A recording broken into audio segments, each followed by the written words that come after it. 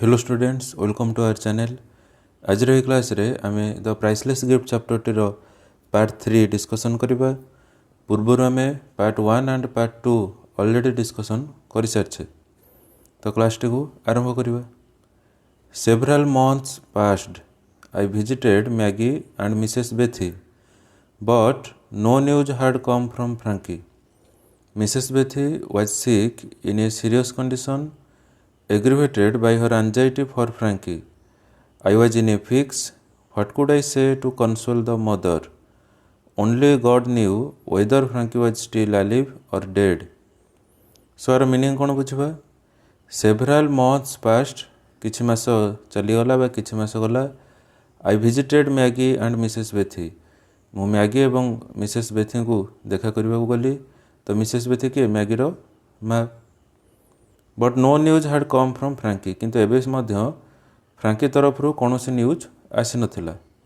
Mrs Bethy was sick in a serious condition, aggravated by her anxiety for Frankie. Anxiety माने उत्कंठा बा आवेग। तो फ्रैंकी कथा भाई भावी तो फ्रैंकी को मन पकई तांको देह बहुत खराब हो जाइछ, माने से बहुत असुस्थ हो पड़िछंती एवं एबे तांकर मध्य सीरियस कंडीशन हो जाइछ। I was in a fix, तो मु गोटे द्वंद्व पड़गली। ये फिक्स अर्थ पे कौन? द्वंद्व। व्हाट कुड आई से टू कनसोल द मदर, तो से माँ को सांत्वना देवाई मु कौन कहीपरि। Only God knew whether Frankie was still alive or dead. केवल भगवान ही जानिछंती जे एबे फ्रैंकी बंची ना मरी जाइछि। तो Mr Gupta the girl said, से झीटी कहला कौन कहला? Mr Gupta, my mother has not been ill like this before. मो माँ आगुरी एमती केबे असुस्थ ही नहांती। I have read in books that Indians love the truth. तो मो बहिरू पढ़ी कि भारतीय माने सत्य कहवा को पसंद करते बा सत्य को भल पाती। If you could bring yourself to tell mother only once after looking into the crystal that Frankie is all right, he is alive, will it be too much of a lie? Will it be very wrong? तार meaning कौन?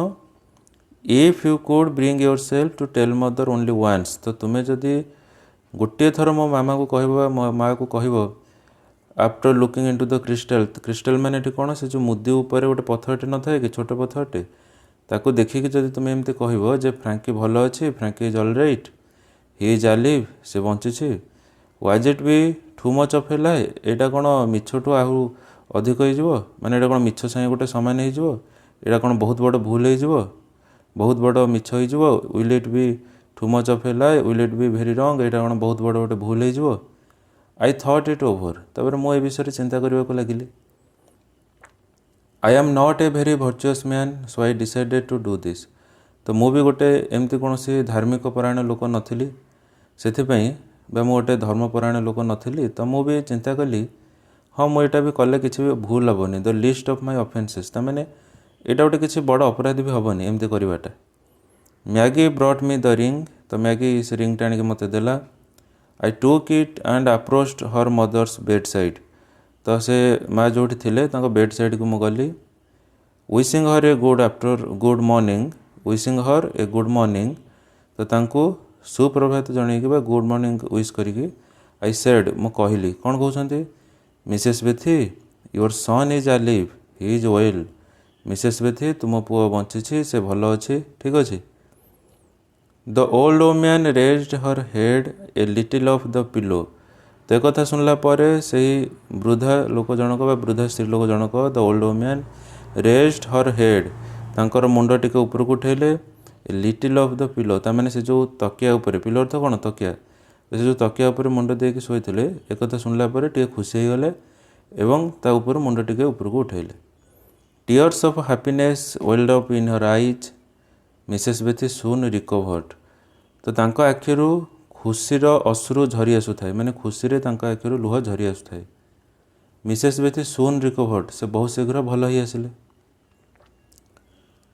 It was almost time for me to return to India. तो writer कौन गोटे कम London जाइए ना, से कौन से कम लंडन जाइए, सेठी तांकर मिसेस बेथी तापर मैगी एम सहित परिचय होता एबे कौन ना राइटर भारत को फेरबार समय आसी जाए कहीं से इंडिया थे। I wish to go to say goodbye to Maggie and her mother. तो राइटर कहते कि मुझे चिंता कली जे मु जीवी मैगी एवं ता माँ मिसेस बेथी को गुड बाय जन कि मुझे।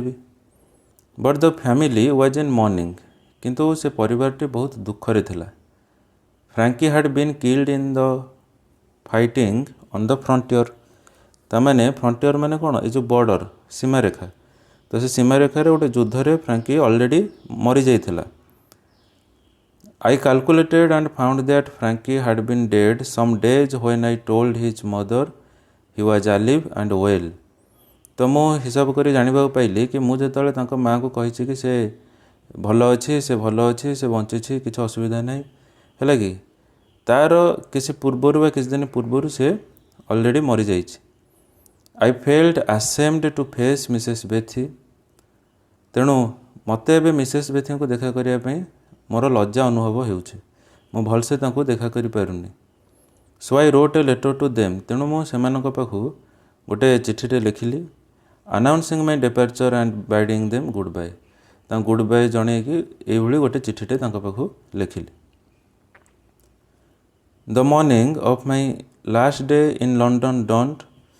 आई was to leave that night.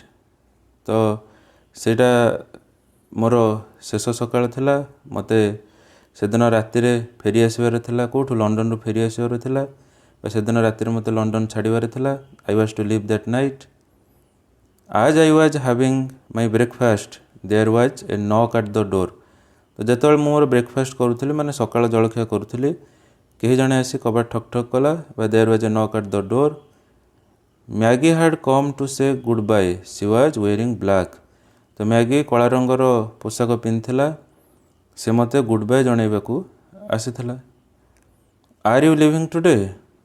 मते पचारला तुम्हें आज फेरी जाउछ कि? सी आस्क्ड, से पचारला। येस आई रिप्लाइड, हाँ मु उत्तर देली।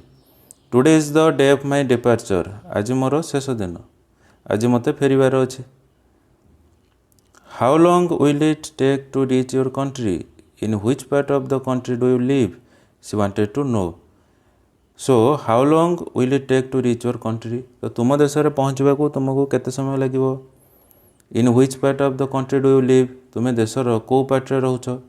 सी वांटेड टू नो। सेमती एक कथा गुड़ाक जानवा चाहूला। I have entered the Punjab service. मु पंजाब सर्विस रे भर्ती होइछि, हैला कि माने मु पंजाब रे जॉब पाइछि। I shall not know exactly where I am posted until I arrive there. तामाने पंजाब रो कोठारे मोर पोस्टिंग हेइछि सेठारे न पहुँचवा पर्यंत मु ठीक से जानी नहीं। Is the frontier very far from there? No not very. Frankie is buried near the frontier. The girl's eyes filled with tears as she spoke. तामाने एठी मैगी कहूचे कि Frankie is buried near the frontier. से सीमारेखा पाखे Frankie को cover दि जाइए, से cover दि जाइए। एक कथा कहला बेलू ताखि लुहरे छल छल हो जाऊ थाए। The girl's eyes filled with tears as she spoke.